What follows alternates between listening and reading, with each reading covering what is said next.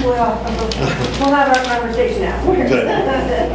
All right, we're joined here by UT Tyler, top seed advanced. We're just going to start with an opening statement from Coach Mike Reed, and then we'll open up the floor for questions and conversation. The kind of game you expect to play when you're on this stage. Credit to Saginaw Valley, really good team. We knew it was going to be a battle. We kind of kept answering each other. We just couldn't we'd get there, and then they get back ahead. And then to come up in that sixth and get those 2 runs, especially with the 2 outs. Mia's double there to give us another one was really important. I thought Prim came in, in a game we were just kind of struggling there a little bit. I thought she came in and we just said we needed her to stabilize it for us and allow us to have a chance. And I thought she did a really good job again, getting today coming in for us. Just again, back and forth battle. And then when the game was tied, you kind of just felt whoever would get the next run or push the next run across was going to be important. And I thought we had some really good at-bats and battled in the box and allowed us to be here. But, just kind of game you would expect to be, and we're blessed. And I thought we stayed patient. Again, got behind there and no panic off a really good pitcher and had some big swings. Again, going back to Mia's 2 outs, those kind of hits, those are key moments in the game that are going to swing the outcome. And I thought we had those key moments there late.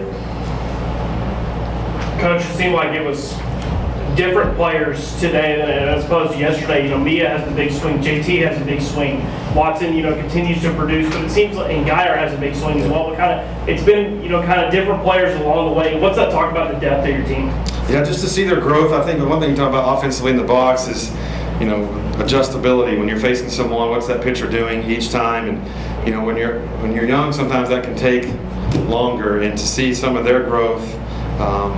From our young ones like Megan, who inside of that one at bat really kind of made an adjustment in her swing and got the barrel out. I thought was really good. To Mia, making those adjustments. We told them all year long, being able to do that is the key when you get late and being quicker about that. And I told them some of the better teams in our program, that's one of the traits that they had. You can see them growing in that. So you love to see it. You got to have to get production top to bottom.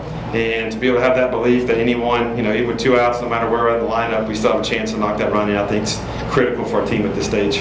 Coach, you went back to one of your stud pitchers there on your left, Primrose. She had a big day yesterday. That comes back out, does the same thing. At one point, she had 8 straight retire. Let's talk about just kind of leaning on her in these big spots. Yeah, I couldn't be more proud of her. Kind of 2 roles. Began the year starting and then changed it to where she was coming in and impacting a lot of games instead of just one. Embracing that role for us, and again seeing that make an impact in both of the games, and we're blessed to have her here. We're glad we knew that. We were excited when we got her. We knew what she was going to bring to us, but to be able to come in and do what she's doing here and allow, especially in those middle critical innings, I think it's been a big key for us and someone we're proud to have. And that's a tough role, and for her, just her maturity to accept a different part of the role the last half, I think that's, again, there's 3 or 4 subtle things that we're here, and I think that's one of them. Then over to your right, Mia Campos, she has the big hit that breaks the tie, gives you guys the lead, and then comes around to score kind of on that weird blue signal type play that gets caught in the sun, but just kind of hustle. She seemed like and you guys were just adjusting all game long, and she was kind of leading that charge there late. Yeah, I mean, she has worked hard all year long on her swing. Unlocked a little bit of power and some double things, and no one cares about helping the team. No one cares. Is more self-conscious and cares about her swing than she does, and works at it. And so I get to see it every day, and man, it's such a joy when that shows up on this stage for a swing like that, because she absolutely, every swing matters to her in practice. So I'm going to be more proud of her and those ones that get knocked in the big at bats for us. Primrose, let's go to you. The 8 straight shutdown. That's you had the leadoff walk, but you immediately get the strikeout in the inning, get out of there, and then it was nails in the biggest moments for you guys. Kind of talk about what you took from yesterday back into today. Was it another one of those that Coach Reed obviously talked to you yesterday in between innings and kind of got you good rolling again, but kind of did you need that today? What was today like? Today, actually, I had other leadership on the team tell me, give me a pep talk.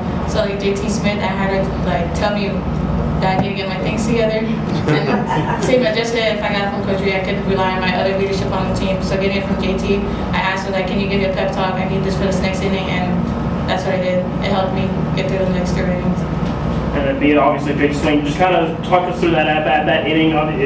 It breaks the game open for you guys in a big way. I was just really trying to feed off the energy. I saw B-Heat was supposed to be at second, but her pinch runner, and she's been working hard all game. She got on base for us. I just told myself I want to bring her in. She's been working herself off so hard the last 2 days. That was what I was going off of, and we had really good energy too. Like, I really just wanted to do it for my team, and just all the hard work we've done, I really wanted to get that energy to keep going that day. Coach, you put in a lot of hard work. You're 2-0 in the World Series. You get a day off tomorrow as a reward. You know, just kind of talk about this the next couple of days, this plan, things like that. Obviously, the team, I'm sure, very excited to put the day off as well. But just kind of talk about it through a coaching standpoint. Sure, yeah, you know, the blessings of our seed is, you know, we've got everything's been in the morning. They'd probably rather play at midnight, but and so I thought we were going to practice at 8 in the morning, but I think they kind of told me no.